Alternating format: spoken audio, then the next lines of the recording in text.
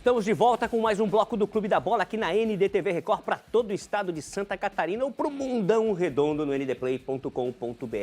Falar de Série B, daqui a pouco tem Catarinense em campo, a gente vai colocar na tela arte para você de casa confirmar todos os detalhes. Curitiba e Avaí daqui a pouco, 4 da tarde, no estádio Couto Pereira, lá em Curitiba. Tá aí o desafio do Avaí. Quem conversou com a imprensa essa semana foi o goleiro Igor Bom. E a gente tem um detalhezinho dessa conversa aí para mostrar para vocês, editadinha, a palavra de Igor Bom sobre essa expectativa. Fala, Igor!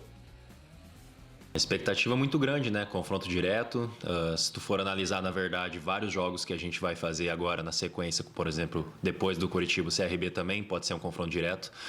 Então, a gente tem muita expectativa de, nesses jogos, conseguir boas vitórias para nos manter ali próximos do G4, né? Que é o objetivo principal do Avaí ao longo da competição. Então, muito contentes aí com a oportunidade de fazer um jogo bom, um jogo grande na casa do adversário.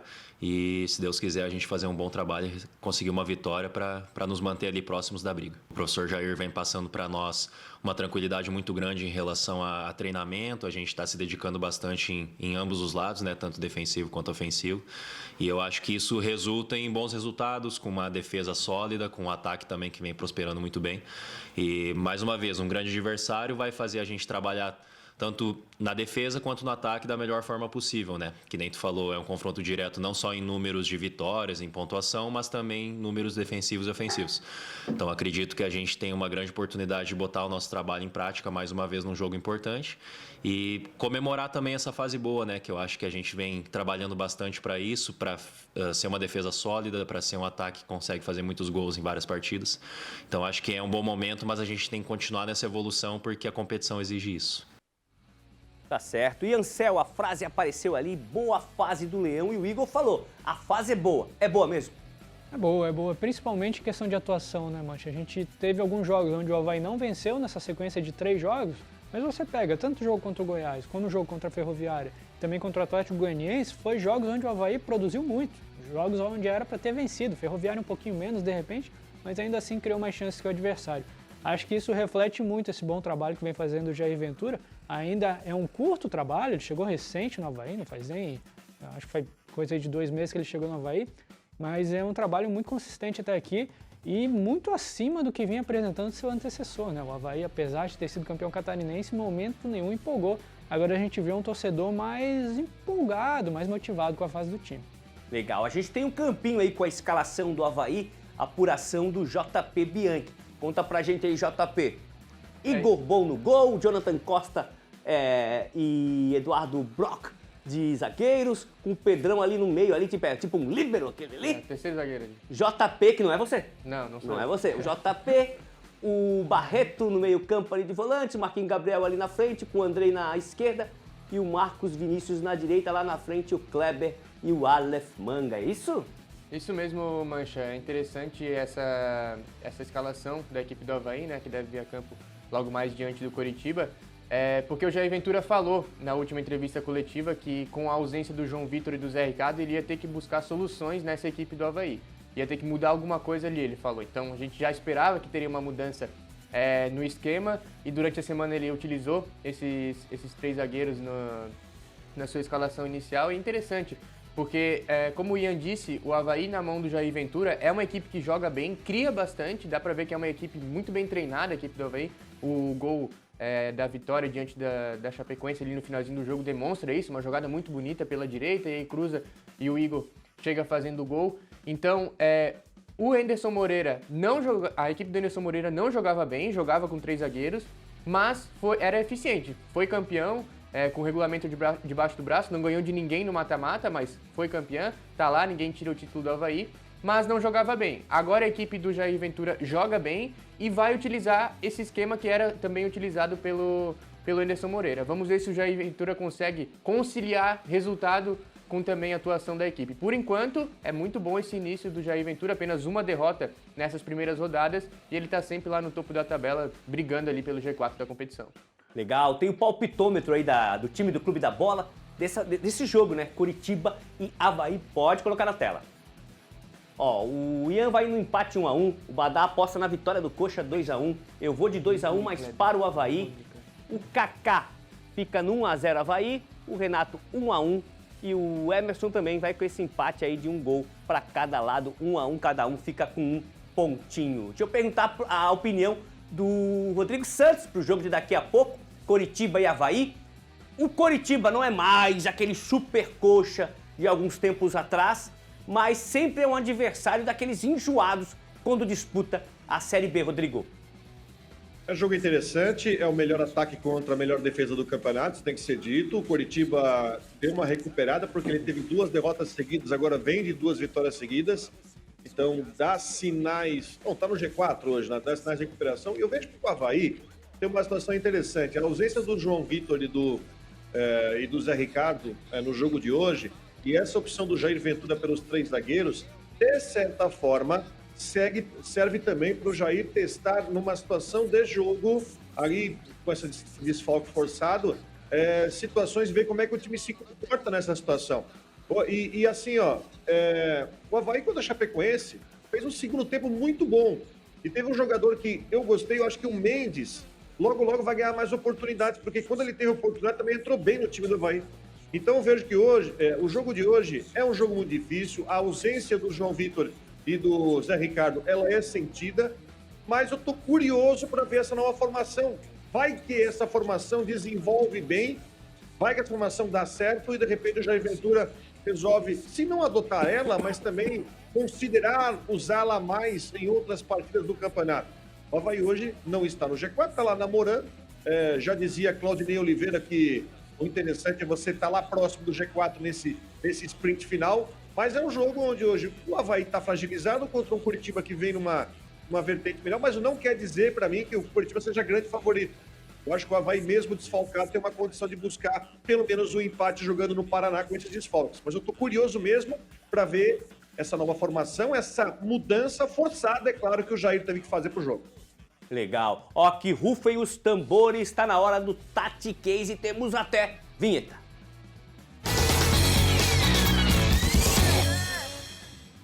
Eu convoco Ian Cel, que separou um lance do jogo do clássico catarinense entre Avaí e Chapecoense na Série B, Ian.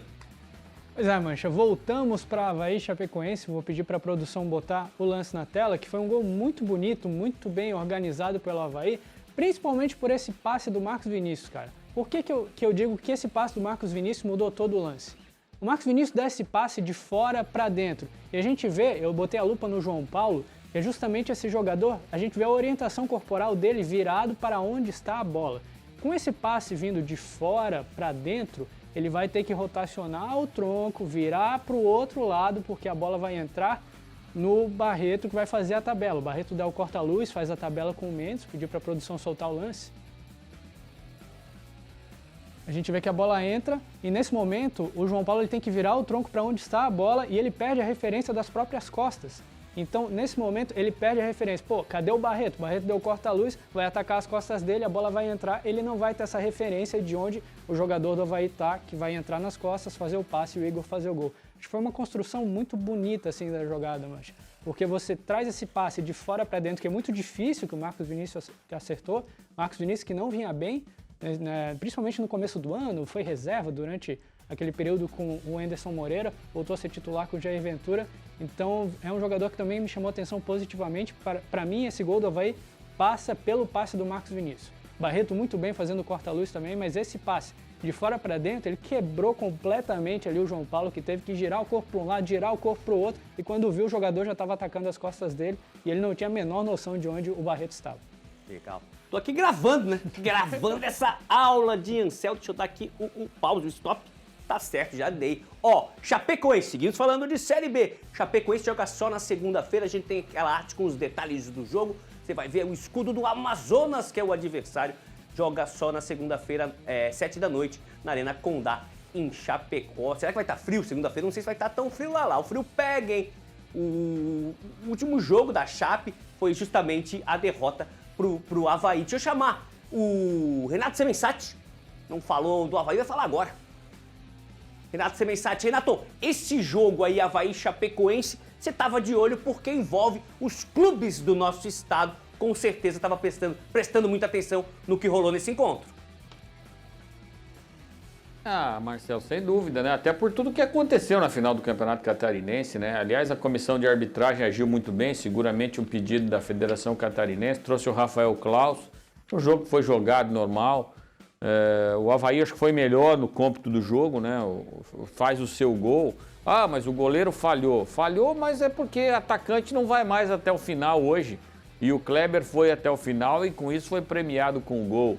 Depois, tá jogando muito, né? O Mailton, que é ala direito, tá jogando muito na Chapecoense, uma jogada que o zagueiro do Avaí vai afastar. O jogo estava caminhando para uma vitória do Avaí naquele 1-0.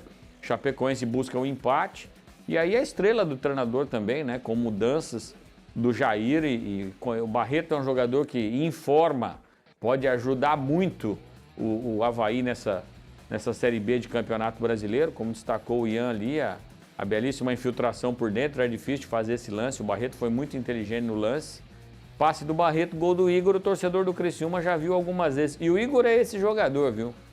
Ele dá umas caneladas na bola durante o jogo, mas em momentos importantes ele aparece fazendo gol. Então acho que o Avaí foi superior, não foi?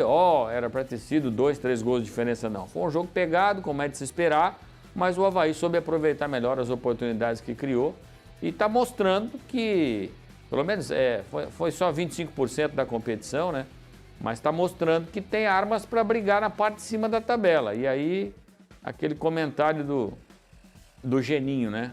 Que eu vou lembrar. Você pode ficar de fora 37 rodadas. O importante é você estar lá no G4 na 38ª. Mas ainda tem muito caminho para andar até lá. O campeonato é longo, tem questão de lesões. Você vê, o Avaí vai ter muita dificuldade para esse jogo contra o Coritiba. Acompanhei aqui, o Coritiba veio aqui, ganhou o jogo do Criciúma. Tem um baixinho, camisa 10, Josué, um português. Ele jogou muita bola aqui, foi o melhor jogador em campo. E o goleiro do Coritiba também foi muito bem, é um garoto também. E o Criciúma o Avaí vai ter dificuldade ali naquele setor de meio campo, de muita movimentação do time do Mozart, principalmente pelas duas ausências, né? Mas está se credenciando a brigar pelo acesso. Vamos ver, o campeonato está encorpando, o Atlético Paranaense trocou o treinador, deve ir mais alguns times ali para cima. Não acredito que o Remo suporte ali aquela briga, né? Mas a Série B esse ano está imprevisível e o Avaí está mostrando para a gente que dos catarinenses parece ser o de melhor condição. Legal, a gente vai para o oeste do estado agora conversar com o repórter Eduardo Florão, que tem as informações da semana da Chape. Boa tarde, Florão. Oi, Mancha. Boa tarde para você, boa tarde ao pessoal ligado com a gente aqui no Clube da Bola. Chapecoense entra em campo só na segunda-feira, praticamente no fechamento da rodada, duelo contra o Amazonas aqui na Arena Condá. E a Chape vai tentar se recuperar depois de ter perdido o Clássico Estadual para o Avaí, mas tem feito da Arena Condá um ponto forte nessa temporada. Por enquanto, a Chape perdeu para o Coritiba, foi a estreia do Verdão no gramado sintético aqui da Arena Condá, mas os outros jogos, vitória do Verdão. Então, o time já está bem adaptado ao piso sintético, ao gramado sintético e tem feito disso um ponto forte quando joga em casa. O jogo contra o Amazonas deve ter uma repetição de escalação da Chapecoense, mesmo com a derrota para o Avaí. Isso porque o centroavante Mário Sérgio segue fora, ele passou por uma cirurgia no joelho, uma artroscopia no joelho. O Getúlio vem ganhando oportunidade no ataque, ainda questionado pela torcida, mas a tendência é que ele siga entre os titulares. O zagueiro Bruno Leonardo, que foi substituído no intervalo do jogo contra o Avaí, passou por um controle de carga durante a semana, não participou de todos os treinamentos, mas deve ser titular também no jogo contra o Amazonas. Então, a partida segunda-feira, a Chape em busca de recuperação nessa Série B do Campeonato Brasileiro. Volto contigo. Valeu, Florão. Chamar outro titular, né? O lobo alfa dessa matilha chamada Clube da Bola. Meu ídolo, Sérgio Badá, direto de Chapecó. Chega mais, Badazinho. Olá, Marcelo Mancha, um abraço para você, todos que estão ligados no Clube da Bola. A Chapecoense segue intensificando a sua preparação para o jogo importante da segunda-feira, 7 horas da noite na Arena Condá, diante do Amazonas. Chapecoense vai buscar recuperação depois da derrota amarga para o Avaí na ressacada por 2-1, quando o Chapecoense pagou muito caro pelos seus próprios erros.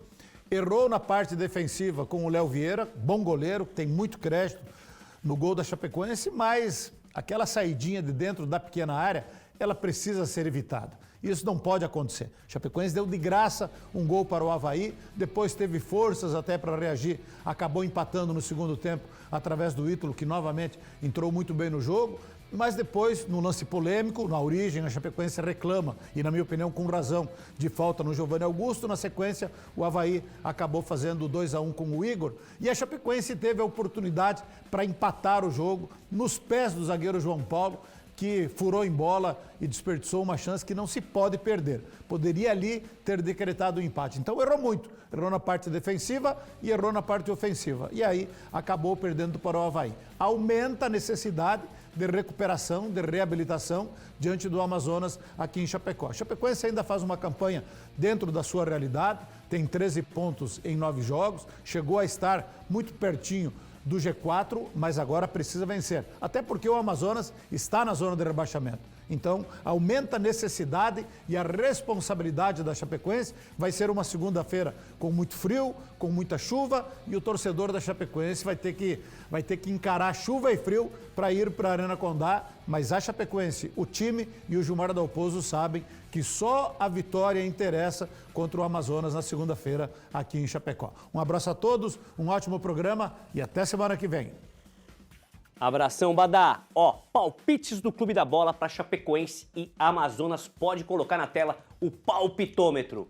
Ó, o Ian, 2-0 para Chape. Mesmo placar do Badá, mesmo placar que eu palpitei ali, ó, 2-0. Já o Kaká vai de 3-0. Renato Semensati também vai de 2-0.